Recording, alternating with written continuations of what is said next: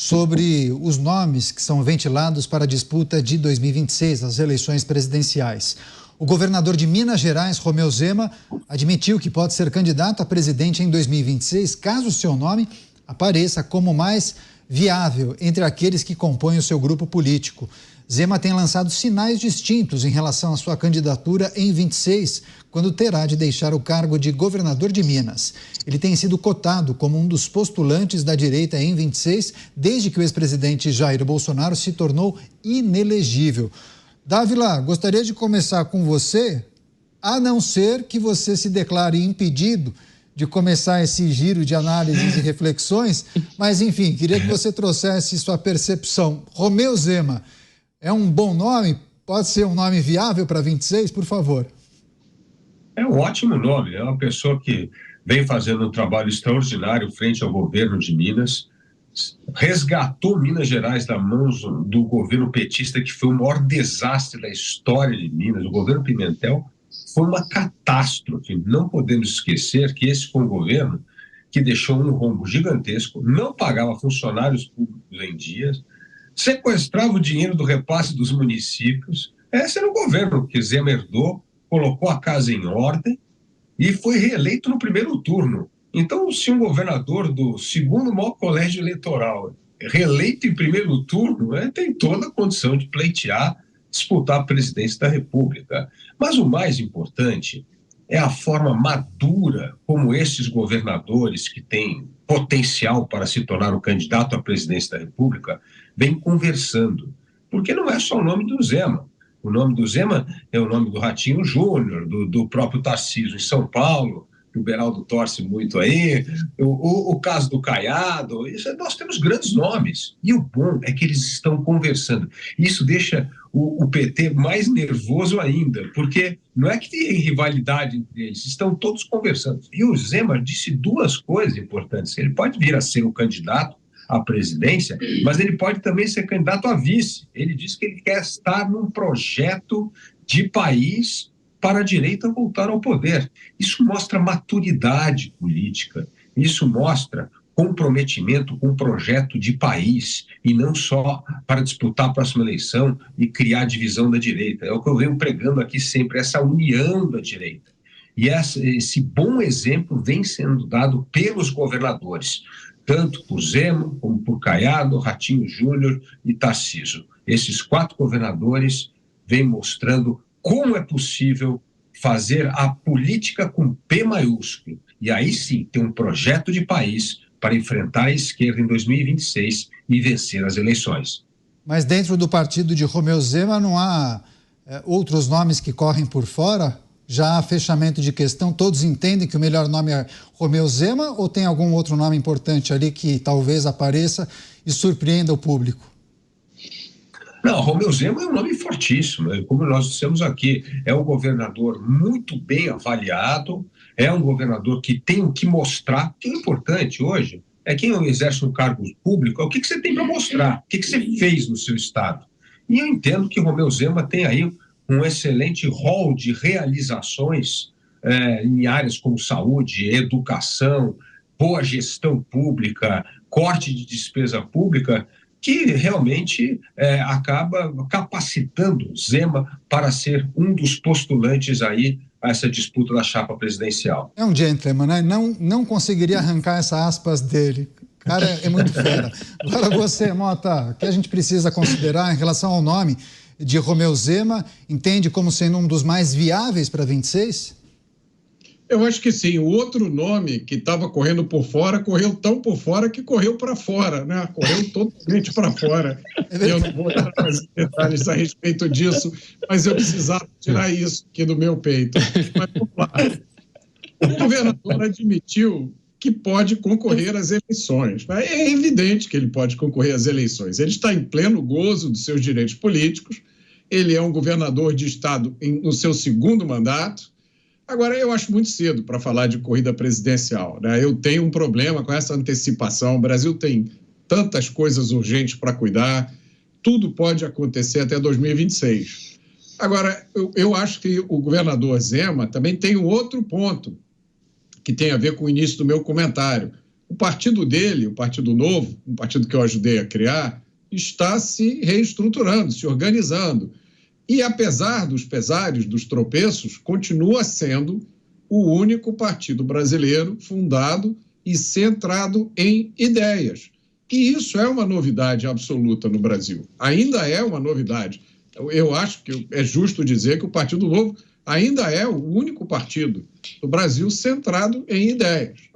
E eu acho que o partido e o governador têm grandes chances de virem desempenhar papéis muito importantes nesse novo cenário político, né?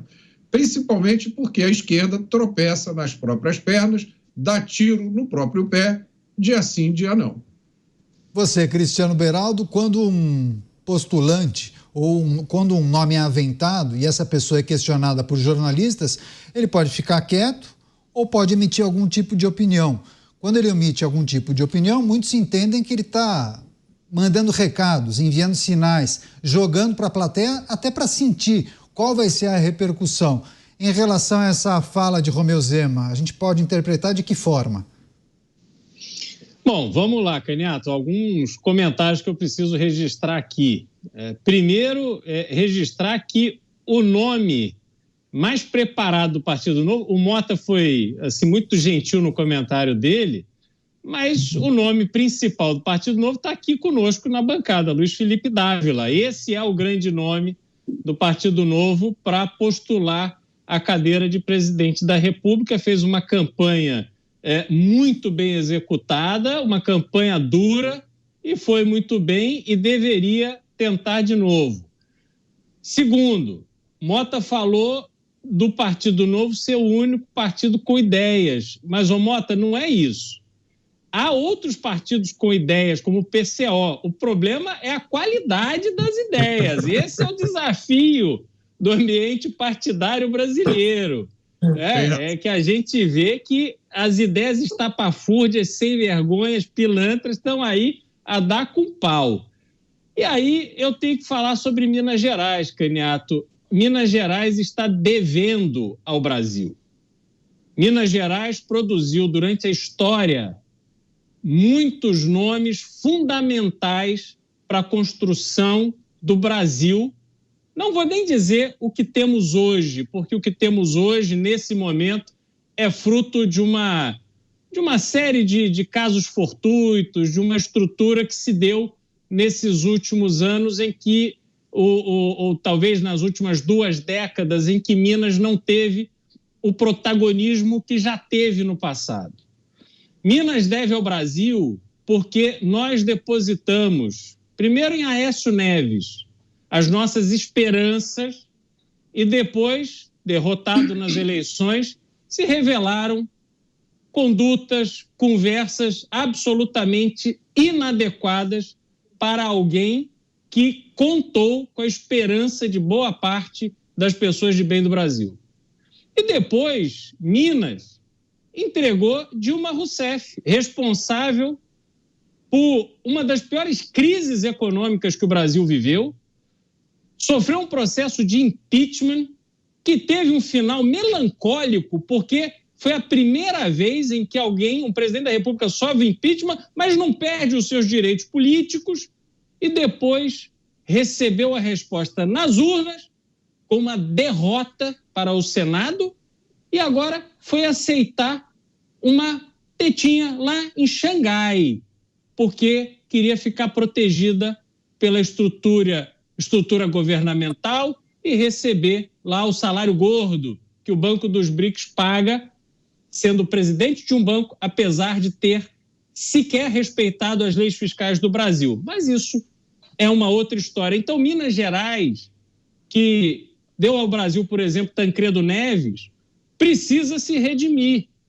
E faz muito bem Romeu Zema de se colocar à disposição dessa disputa. Porque Zema concorde com algumas coisas, não concorde com outras, enfim, pegou Minas Gerais num estado absolutamente difícil, quebrado depois da gestão Pimentel.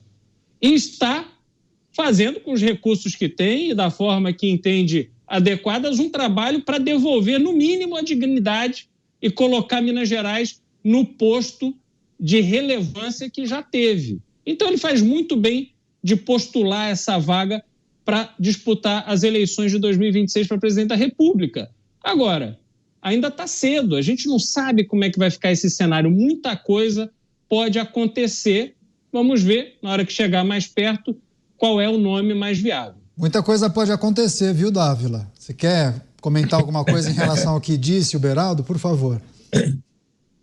Eu acho que eu concordo tanto com o Beraldo quanto o Mota, que ainda é cedo para falar de eleições presidenciais, mas não é cedo para começar as conversas. Não é cedo para começar a tecer esses pontos em comuns e acabar com os ruídos, porque é isso que vai fazer com que essa campanha tenha uma candidatura sólida, forte, para enfrentar essa máquina do governo e do PT. Não é fácil, não. Então, eu entendo que esses sinais de maturidade, de união, de pontos em comum que une todas essas alas da direita conservadora e liberal é fundamental para que nós tenhamos uma candidatura que não vai deixar margem de dúvida que o Brasil precisa sair dessa camisa de força de um governo retrógrado que retrocedeu nas reformas fundamentais e que não vem fazendo nada para melhorar o ambiente de negócio, fazer o país voltar a crescer, gerar renda e emprego e deixar os empreendedores desse país continuar a correr risco e acreditar no futuro do Brasil. Nós nunca tivemos um grau tão grande de insegurança jurídica, de baixo crescimento econômico e de todos esses problemas que todos os dias tratamos aqui, como a questão da violência, como a questão de um país que não consegue competir no comércio internacional, e nós precisamos dar uma chance para essa juventude voltar a ter esperança. Essa esperança que Minas precisa dar ao Brasil, como bem disse o Beraldo, nós precisamos resgatar a esperança nos nossos jovens. Como é que o jovem tem esperança hoje? Se ele tiver hoje 30 anos, ele viveu durante 30 anos num país que não cresceu, e ele, quando começa a trabalhar, ele ganha menos que o pai. Qual é o futuro desse jovem? Nós precisamos dar um futuro para o brasileiro. E esse futuro vai ser dado por uma direita sensata.